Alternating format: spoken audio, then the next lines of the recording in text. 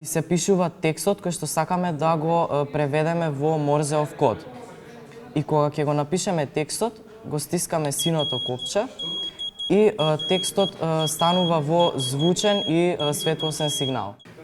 Без пракса теоријата не е корисна едноставно. Ако сакаме да се вработиме во некоја фирма, ќе знаеме како тоа да го изведеме практично. Нема да бидеме само на теоретскиот дел. Делумно успеавме да го направиме тоа, да имаме стручен кадар според реалната и моментална состојба на компаниите. Одливот на кадар секогаш е актуелен. Техничките струки му го зедоа приматот на гимназиското образование. Ако порано беше престиж да се оди во општа гимназија за да се стекнат широки знаења, тоа повеќе не е случај. Од 17.000 запишани средношколци, дури 12.000 се во средни стручни училишта. Ова значи дека 70% од учениците наместо гимназија одбрале средно стручно училиште. Расте интересот и за дуалните паралелки. Зошто е тоа така и што се промени во меѓувреме? Одговори во Само прашај побаравме во средното училиште на град Скопје Владо Тасевски.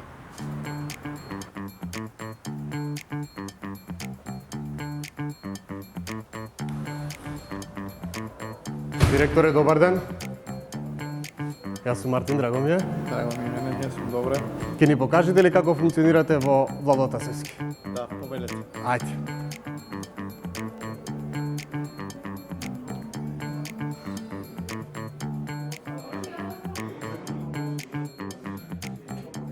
Директоре, колку ученици имате запишано во Владо Тасевски?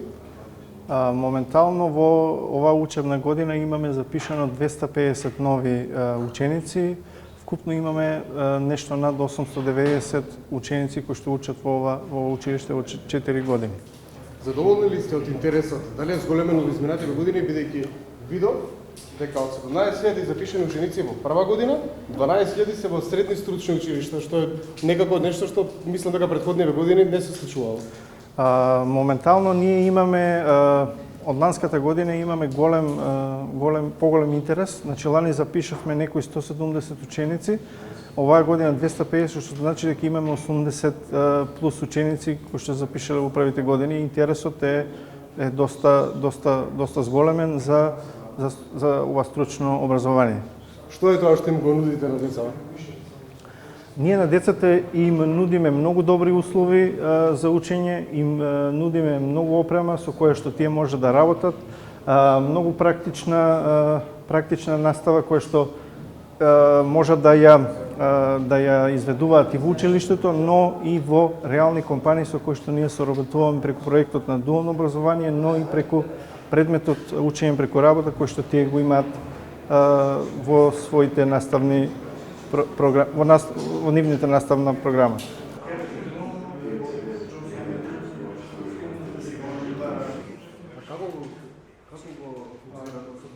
Сергеј, што е ова? Ова е микроконтролерот Arduino Nano и со помош на овој контролер имаме направено Морзеова азбука, која што со помош на потенциометар се избираат букви и со помош на копче и се пишува текстот кој што сакаме да го преведеме во Морзеов код. И кога ќе го напишеме текстот, го стискаме синото копче и текстот станува во звучен и светлосен сигнал. Сергеј, колку за тебе е важно средното стручно образование? Зошто се реши за средно стручно училиште? Многу е важно за мене, бидејќи со средното стручно образование јас можам да работам дури ако не одам на факултет и ако сакам да одам на факултет и ќе одам. Исто така, многу е важно бидејќи може да научиме многу нови работи, кои што мене искрено многу ми се корисни. Колку е важно да споиш теоријата со пракса? Многу е важно. Без пракса теоријата не е корисна едноставно. Мора да се има пракса и секако мора да се има и теорија, бидејќи праксата е потешка доколку не ја знаеме теоријата, но доколку ја знаеме теоријата, тогаш праксата ќе ни биде многу полесна и доколку ги знаеме и двете, ќе успееме во тоа што сакаме да го постигнеме. Се гледаш во земјава или во странство? Па во земјава. Ова ми е мој прв проект и релативно лесен беше, поради тоа што само треба да ги поврземе и тука треба да сетираме програмот. Може да се сетира побрзо, поспоро и затоа трипкаат вака. У моментов така е сетирано. Практично, не само теоретски, туку и визуелно. И затоа на децата им е интересно да видат дека тоа што го учат не е лага, туку дека е вистина и дека навистина има примена во секојдневниот живот.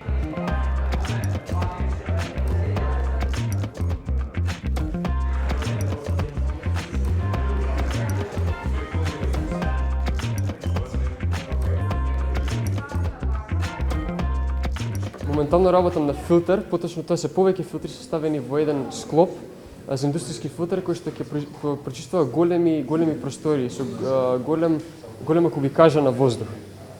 Тоа е направено 4 филтри, HEPA филтер, силика филтер, ионизатор и филтер со активен јаглен. И услугата која што дава филтерот е всушност многу брзо и многу ефикасно да прочисти голема просторија. Имаме фактички два дена од работната недела пракса, другите ни се теоретски учења и ако би ги немал тие, не знам дали воопшто би можел нешто да фатам да работам. Научив како да работам со CNC машини, како да програмирам CNC машини, исто со 3D принтери.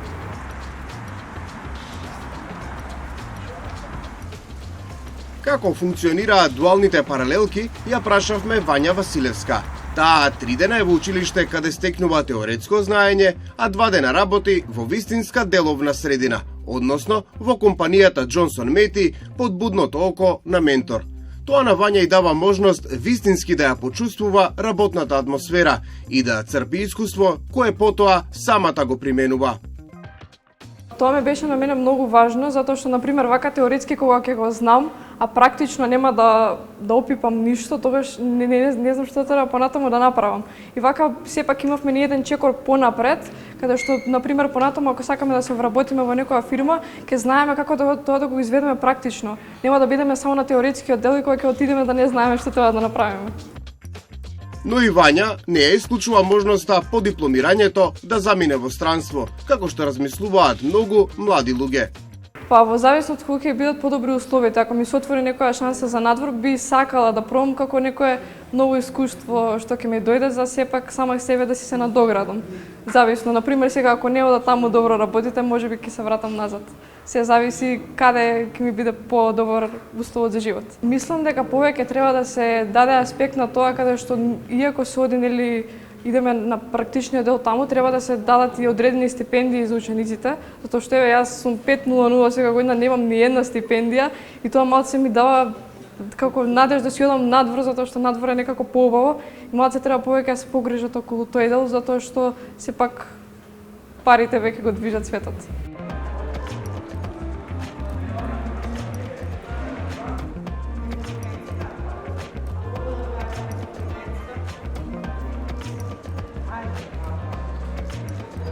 Ние даваме и текако финален кадар кој што е спремен да работи на реални проекти, во реални компании, но и истиот тој кадар може и да се дообучува на факултетите за да стануваат инженери и некаков друг вид на менаџерски кадар. Значи, нашите ученици кои што моментално се тука и кои што го поминале тој процес на дуално образование и научење преку работа се спремни да работат веднаш од кога ќе ги напуштат училишните клупи.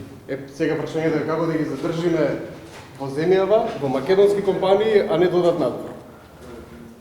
Ќе ги задржиме така што и ние самите како образование треба да им нудиме некој вид на перспектива, да им понудиме перспектива у стилу на тоа што они можат да го работат тука, да им дадеме максимално добро образование, но и реалниот сектор треба да ги мотивира со некои добри услови, со, да речеме, да ги вклучува во што повеќе проекти, во што повеќе реални проекти, каде што тие можат да бидат мотивирани да останат во тие компании.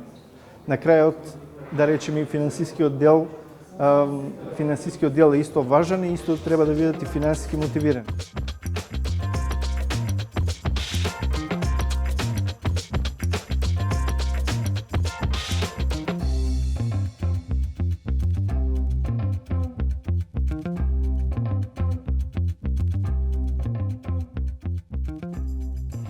Освен во средните училишта, дуалното образование да се применува и на универзитетите.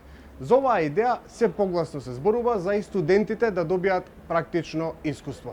Зошто е важно спојувањето на теоријата со практиката? Дали дуалното образование е гаранција дека полесно ќе се дојде до работа, полесно ќе се отвори сопствен бизнис или практично представува купување билет во еден правец за заминување на работа во странство? Одговори на овие прашања побаравме во Стопанската комора на Македонија.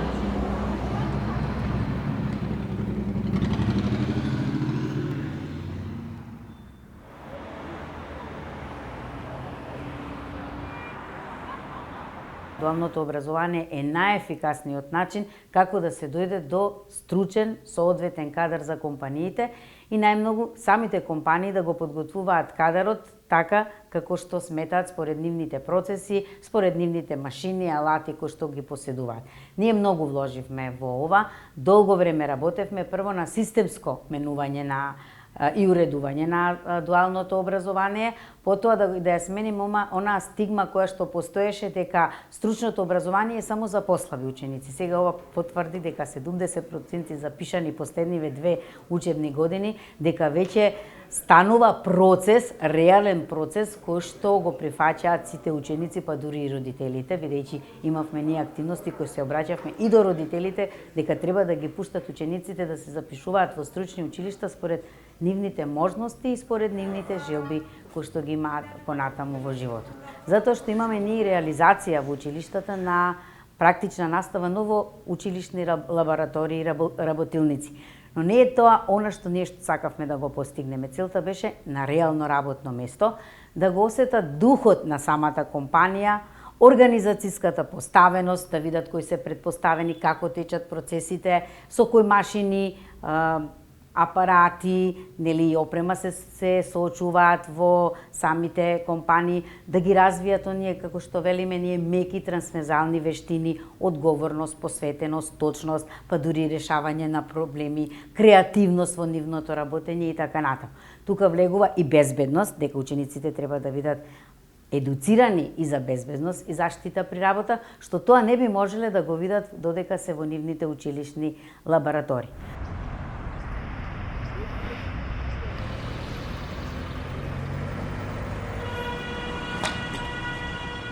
Средното стручно образование му обезбедува на ученикот да се стекне со знаења, вештини и компетенции со кои што потоа тој ќе може да настапи на пазарот на труд или да го продолжи своето образование. Дуалното образование пак се спроведува во 2 различни средини, во училиште и во компанија. Значи, ем се учи, ем се работи. А МОН го поддржува процесот со стипендии. Ова значи дека се стекнува практично искуство. Годинава во 62 училишта има дуални паралелки, а во прва година се запишани 4000 ученици. Оваа година од 17.000 запишани во средно образование, 12.000 ученици се запишани во средно стручно образование.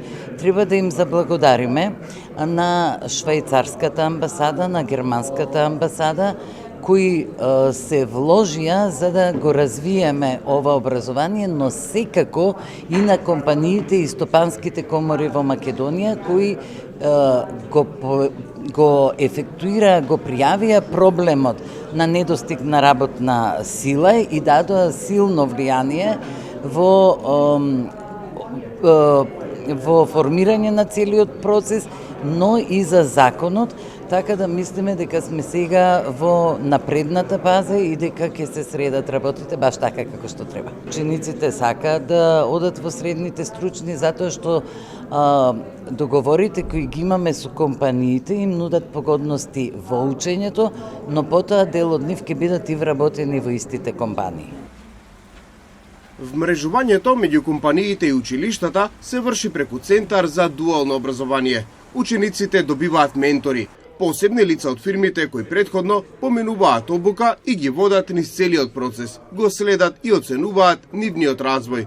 Се проверува и дали компанијата има услови и опрема за да може да реализира практична настава. Компанијата, училиштето, ученикот или родителот подпишуваат договор каде што се прецизирани обврските. Тоа што функционира во средните стручни училишта се бара и за студентите. Истото тоа, преку нашите работни средби што ги имавме со компаниите, го побара и за учениците, дипломираните студенти. Велат, тие имаат многу солидно академско знаење, но немаат никакво практично знаење. Сето она што го гледаат, премногу академски теоретски го знаат, но ние сакаме да ја засилиме и практичната настава.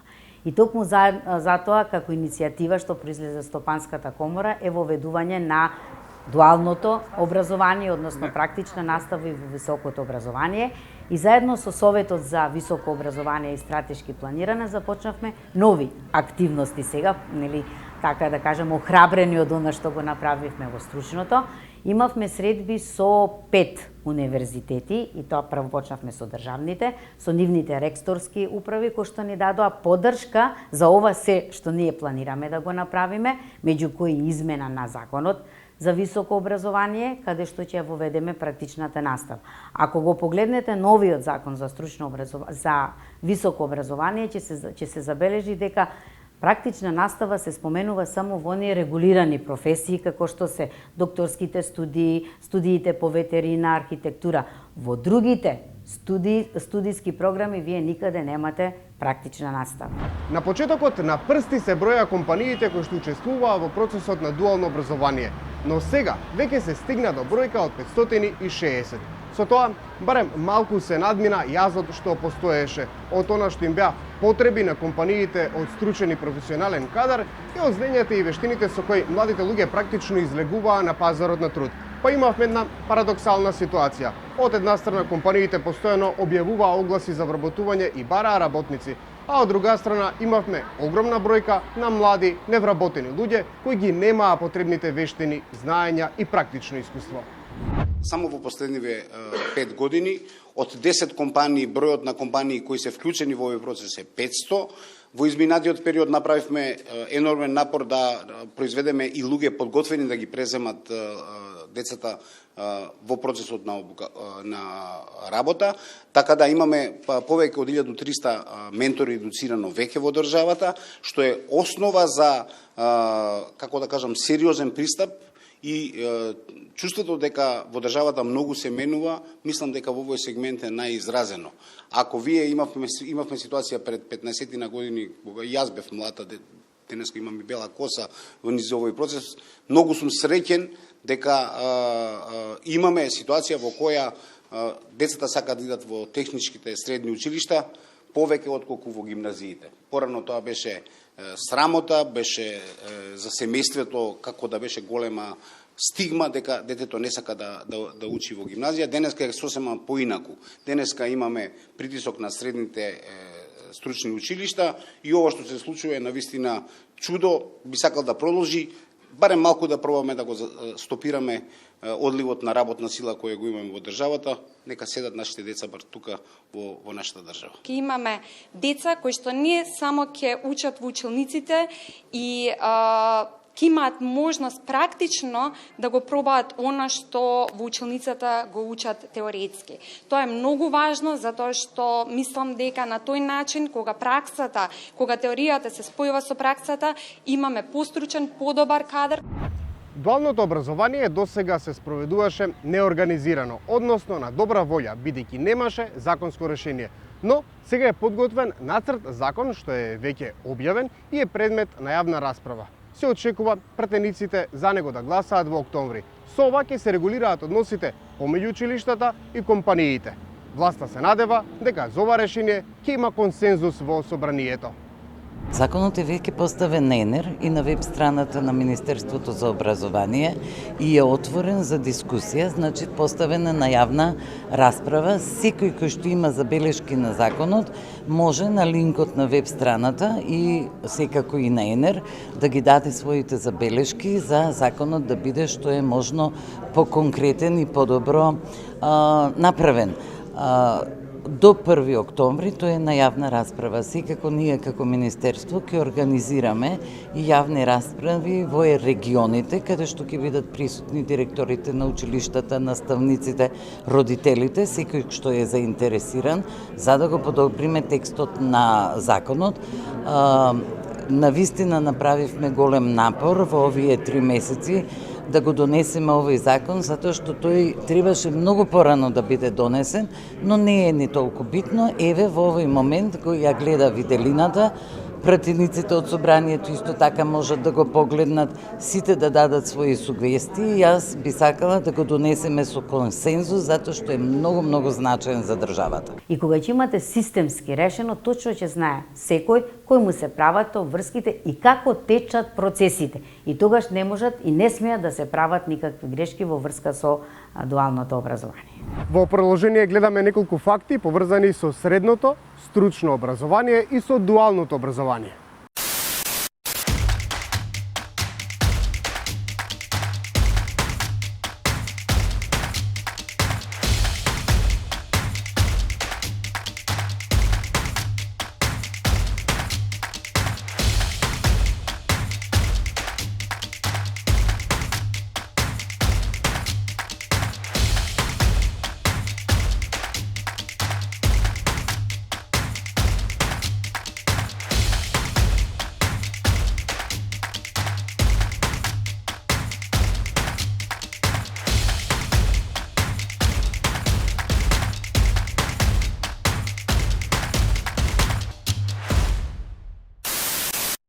До следното издание на Само прашај, останете во добро здравје.